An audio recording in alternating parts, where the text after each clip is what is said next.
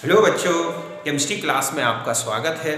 आज मैं आपके लिए जो टॉपिक स्टार्ट कर रहा हूं और ये टॉपिक है ऑक्सीडेशन स्टेट। ओके, तो देखो बच्चों, oxidation state means the degree of oxidation for an atom in compound.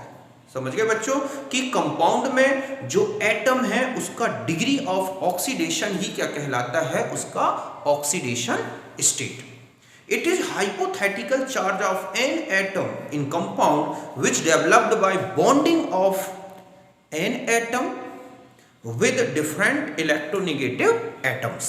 समझ गए ना कि ये कंपाउंड में एटम का एक हाइपोथेटिकल चार्ज या हम ये कहें कि फॉर्मल चार्ज या एक परमानेंट चार्ज है जो एटम द्वारा डिफरेंट इलेक्ट्रोनेगेटिव एटम्स के साथ बॉन्डिंग के बाद डेवलप होता है। तो समझ गए ना।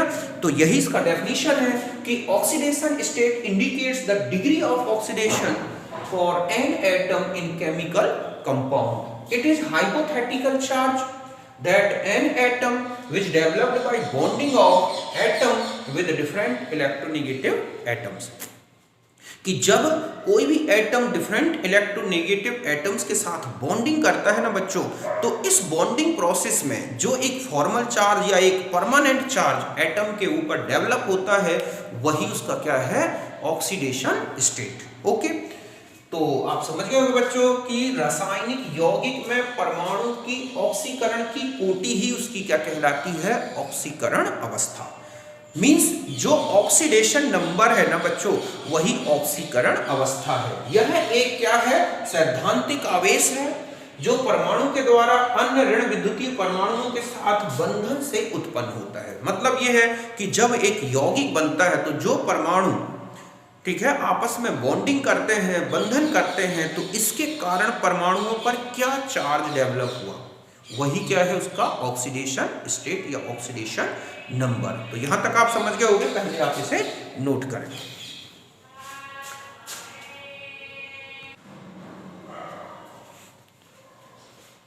अब देखो बच्चों, अब हम आ जाते हैं टाइप्स ऑफ ऑक्सीडेशन स्टेट्स। तो देखो बच्चों, जो ऑक्सीडेशन स्टेट्स है उसे टू टाइप्स में डिवाइड किया गया है। एक तो होता है एवरेज ऑक्सीडेशन स्टेट, औसत ऑक्सीकरण अवस्था। तो देखो बच्चों, average oxidation state means it is the average value of, ठीक है, oxidation state of an atom. मतलब है इन कंपाउंड कि किसी भी कंपाउंड में एटम की जो ऑक्सीडेशन स्टेट है ना बच्चों, उसकी एवरेज वैल्यू ही क्या कहलाती है, average oxidation state. Means it is average value of oxidation number, ठीक है, of an atom which is calculated by use of oxidation numbers of different atoms which are bonded with given atom। मतलब आप जिस atom के लिए average oxidation state निकाल रहे हैं उस एटम से जो डिफरेंट एटम्स बॉन्डेड है ना, उन एटम्स की ऑक्सीडेशन स्टेट का यूज करके किसी गिवन एटम का एवरेज ऑक्सीडेशन स्टेट कैलकुलेट कर सकते हैं। तो फिर से सुने कि किसी भी कंपाउंड में एटम का जो ऑक्सीडेशन स्टेट है उसका एवरेज वैल्यू ही क्या कहलाता है बच्चों, एवरेज ऑक्सीडेशन स्टेट। इसे कैसे कैलकुलेट करेंगे, तो जिस एटम के लिए आपको एवरेज ऑक्सीडेशन स्टेट कैलकुलेट करना है, समझ गए ना, उससे जितने एटम्स बॉन्डेड हैं उन एटम्स का ऑक्सीडेशन स्टेट का यूज करके और फिर एवरेज वैल्यू कैलकुलेट करनी है। तो समझ गए बच्चों कि किसी परमाणु में, किसी अणु में परमाणु की ऑक्सीकरण संख्या का औसत मान ही उसका क्या है,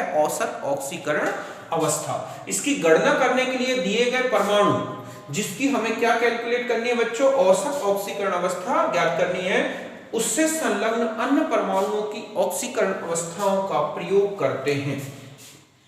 ओके, जैसे कि एग्जांपल बताता हूं कि N3H में हमें नाइट्रोजन का एवरेज ऑक्सीडेशन स्टेट या एवरेज ऑक्सीडेशन नंबर कैलकुलेट करना है। तो यहां पर हम वही ऑक्सीडेशन नंबर रूल्स लगाएंगे कि नाइट्रोजन का ऑक्सीडेशन स्टेट कितना हो गया, X, और कितने नाइट्रोजन है, 3। तो हमने लिखा 3X प्लस हाइड्रोजन है तो 1 इक्वल टू 0। क्यों, क्योंकि इसमें कोई चार्ज नहीं है। तो 3x इक्वल टू क्या हो गया बच्चों, -1, तो x की वैल्यू क्या आ गई -1/3। तो हम यहां कहेंगे कि average oxidation number of nitrogen is -1/3 in N3H। Okay, N3H में नाइट्रोजन का एवरेज रूप से जो ऑक्सीडेशन नंबर आएगा वो है -1/3। क्यों? क्योंकि 3 नाइट्रोजन के लिए जो ऑक्सीडेशन नंबर है -1, तो पर नाइट्रोजन का क्या हुआ, तो उसकी एवरेज वैल्यू ले ली हमने कि -3/3 कर दिया, सॉरी -1/3। तो ये आ गया नाइट्रोजन का एवरेज ऑक्सीडेशन नंबर। मैं और भी कुछ एग्जांपल्स आपको बताता हूं, पहले आप इसे नोट करें।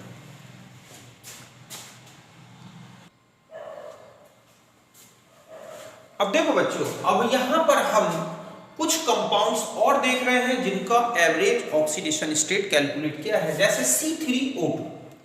तो C3O2 में हमें कार्बन का एवरेज ऑक्सीडेशन स्टेट कैलकुलेट करना है। सपोज वो X है, हमने सब में एवरेज ऑक्सीडेशन स्टेट को X लेके कैलकुलेट किया है, तो हम यहां लिखेंगे 3X, क्योंकि 3 कार्बन है और पर कार्बन का एवरेज ऑक्सीडेशन स्टेट क्या है X, प्लस ऑक्सीजन कितने हैं बच्चों 2, हर एक ऑक्सीजन का ऑक्सीडेशन स्टेट -2 है, तो 2 माइनस, ठीक है 2 इसके साथ इक्वल टू 0, क्योंकि कोई चार्ज नहीं है।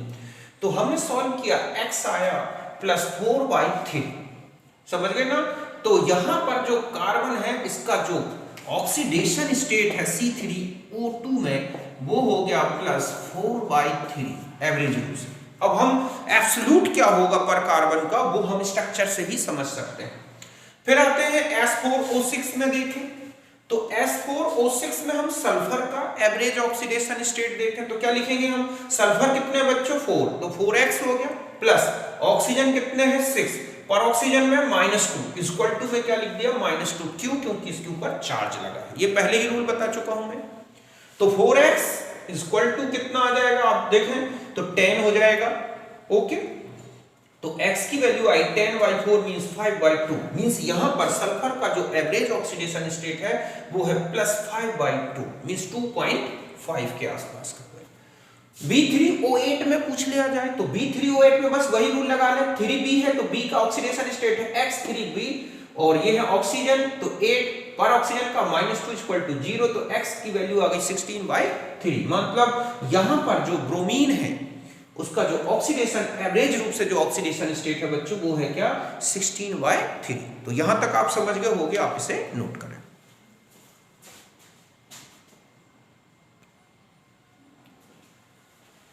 अब देखो बच्चों, अब हम आ जाते हैं average oxidation number of carbon in organic compounds. Organic compounds में कार्बन का एवरेज ऑक्सीडेशन नंबर कैलकुलेट करना है तो कैसे कैलकुलेट कर सकते हैं, तो इसका फॉर्मूला होता है average oxidation number of carbon equal to 2 × N0, ठीक है, plus 3 × NN plus 1 × NX minus NH upon NC। अब यहां पर NO 2 × NO, N0 बोलेगा वो गलत है, 2 × NO। यहां पर NO है number of oxygen atoms in organic compound. कार्बनिक यौगिक जो है ऑर्गेनिक कंपाउंड है उसमें कितने ऑक्सीजन्स हैं उनको लिखते हैं, number of oxygen atoms.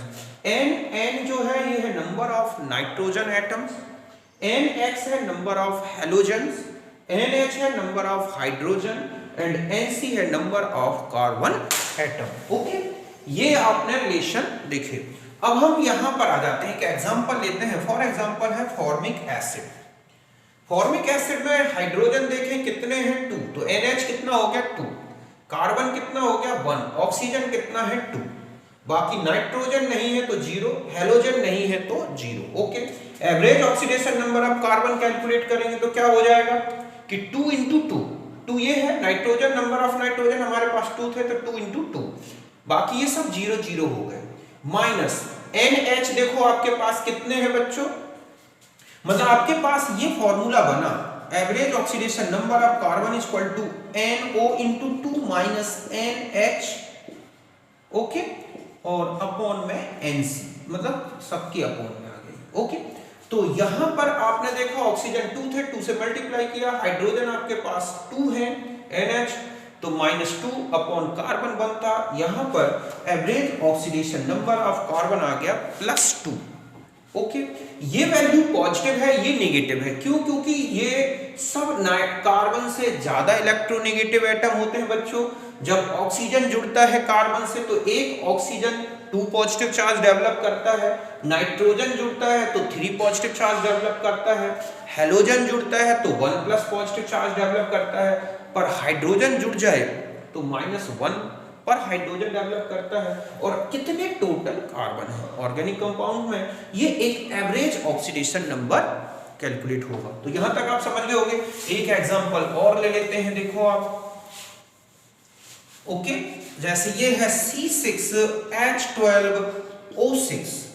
Okay, यहां देखें बच्चों, NC कितना हो गया 6, NH कितना हो गया बच्चों 12, NO कितना हो गया बच्चों 6।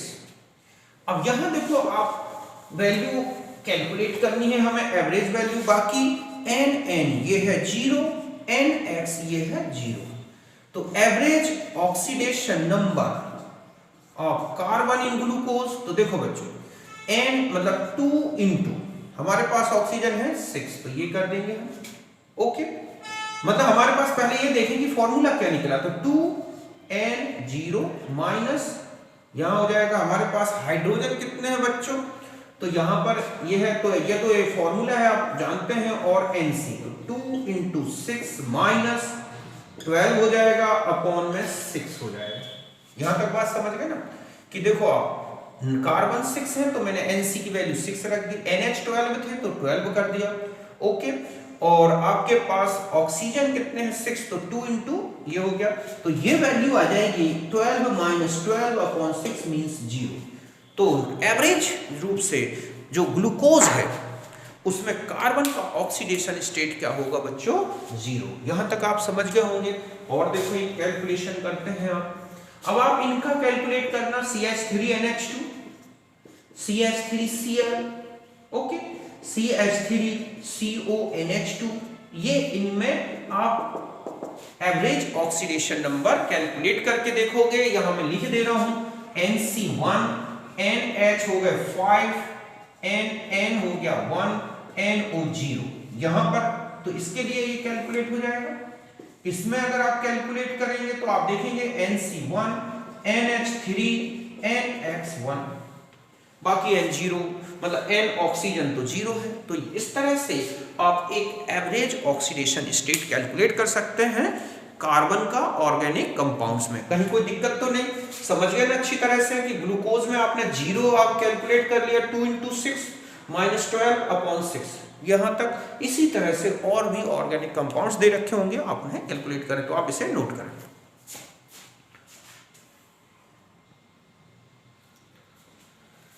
अब देखो बच्चों, अब है एब्सोल्यूट ऑक्सीडेशन स्टेट। तो ये जो एब्सोल्यूट ऑक्सीडेशन स्टेट होती है बच्चों, ये एक्चुअल में कंपाउंड में पर एटम का एक्चुअल ऑक्सीडेशन स्टेट है। समझ गए ना, एब्सोल्यूट ऑक्सीडेशन स्टेट जो है बच्चों, ये कंपाउंड में पर एटम का एक्चुअल ऑक्सीडेशन स्टेट है। ये केवल मॉलिक्यूल के स्ट्रक्चर को लेकर ही कैलकुलेट किया जा सकता है। हम उसका स्ट्रक्चर ड्राइंग करेंगे, उसमें हमें कंपाउंड का एक एक एटम का अरेंजमेंट देखना होगा, वो किससे बॉन्डेड है, और उसके बेस पर ही हम एब्सोल्यूट वैल्यू ऑक्सीडेशन स्टेट की कैलकुलेट कर सकते हैं। तो यही लिखा है actual oxidation state of each atom in compound. समझ गए बच्चों कि यौगिक में प्रत्येक परमाणु की वास्तविक ऑक्सीकरण संख्या, इसका मान कैसे कैलकुलेट करें। तो आपको स्ट्रक्चर बनाना है मॉलिक्यूल का, और फिर एक एक एटम को देखना है वो किस तरह से बॉन्डेड है, उससे इलेक्ट्रोनेगेटिव मोर इलेक्ट्रो जुड़ा है या लेस इलेक्ट्रोनेगेटिव जुड़ा है, उनके ऑक्सीडेशन स्टेट्स क्या हैं, इनके बेस पर ही ये कैलकुलेट किया जा सकता है। तो कुछ एग्जांपल्स लेके हम समझते हैं। ओके, अब देखो, अभी आपने कुछ मॉलिक्यूल्स के ये देखे थे स्ट्रक्चर, सॉरी मॉलिक्यूलर फॉर्मूला, और उनसे आपने एवरेज वैल्यू कैलकुलेट की ऑक्सीडेशन स्टेट की। यहां पर हमें स्ट्रक्चर के बेस पर देखना है, जैसे H2SO5।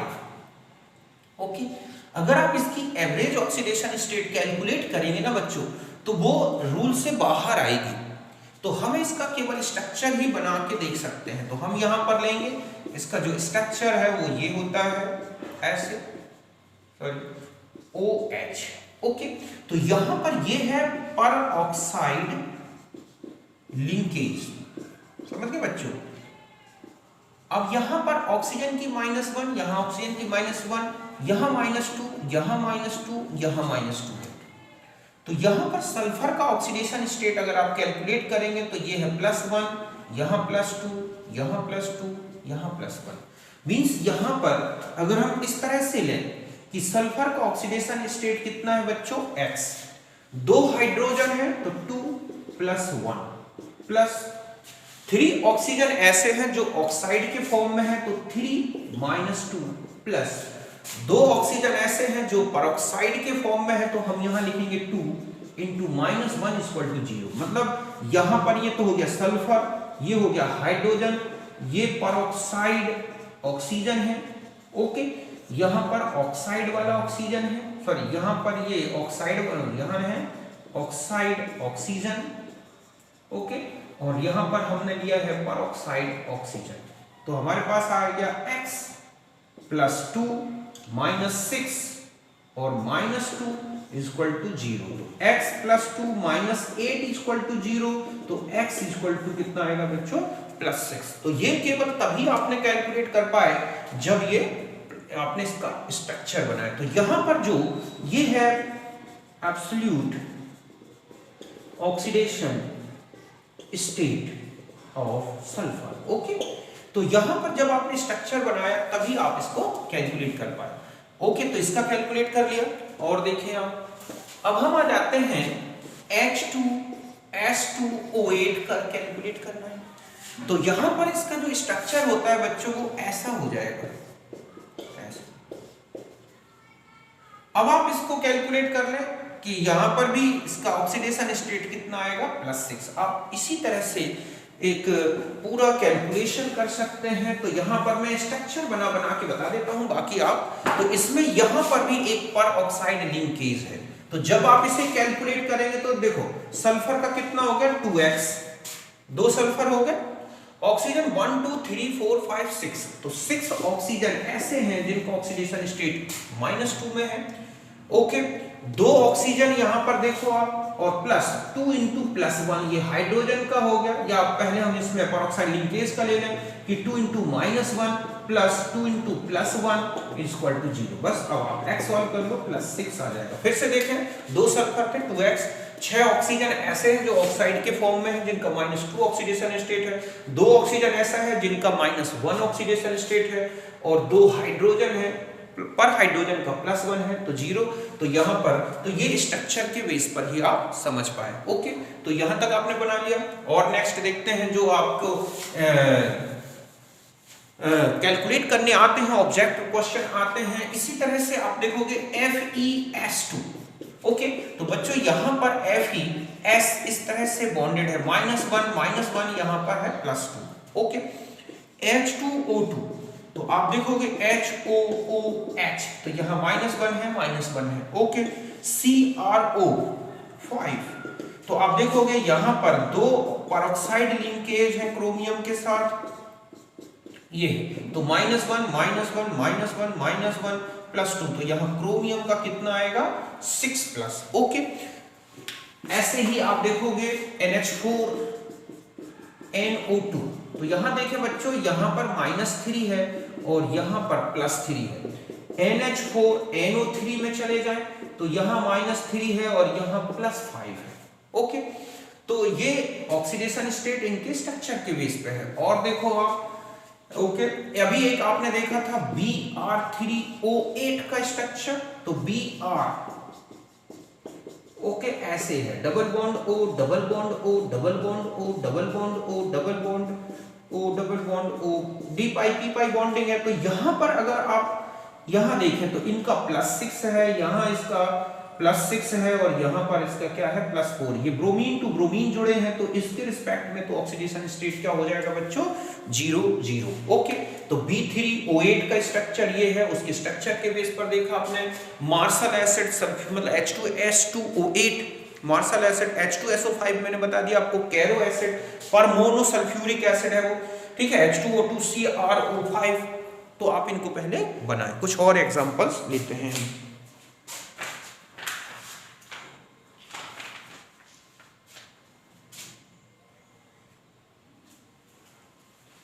तो देखो बच्चों, जैसे C3O8 है, तो C3O8 में अगर हम स्ट्रक्चर देखें तो ये होता है। तो इस कार्बन का तो जीरो ऑक्सीडेशन स्टेट है, इसका +2 है, इसका +2 है, यहाँ ऑक्सीजन का -2 ओके। CaOCl2 का स्ट्रक्चर ये होता है, Ca का 2+ है, Cl की -1 भी है और यहाँ पर Cl की +1 है, ऑक्सीजन की -2। CrO6 का ये स्ट्रक्चर है, यहाँ पर क्रोमियम का ऑक्सीडेशन स्टेट कितना है बच्चों, +6, इसका -1 पर ऑक्सीजन का -1 पर ऑक्साइड लिंकेज है। Na2CrO8 का अगर देखें तो ये स्ट्रक्चर है बच्चों, 2 पर ऑक्साइड लिंकेज है और 2 जो COONA इस तरह से बॉन्डेड है, तो यहाँ पर भी क्रोमियम का +6 है। Fe3O4 में Fe2O3 + FeO 2 होते हैं, तो इसमें +3 Fe की है और इसमें +2 है। Na2H2O3 का स्ट्रक्चर देखोगे बच्चों, तो यहाँ एक सल्फर इस तरह से कोऑर्डिनेट है, ये डबल बॉन्ड ऑक्सीजन ONA, तो यहाँ पर भी सल्फर का ऑक्सीडेशन स्टेट कितना आएगा, +6। तो इस तरह के बहुत सारे स्ट्रक्चर्स हैं, उन सारे स्ट्रक्चर्स को आप अच्छी तरह से देखें और उसके बेस पर स्ट्रक्चर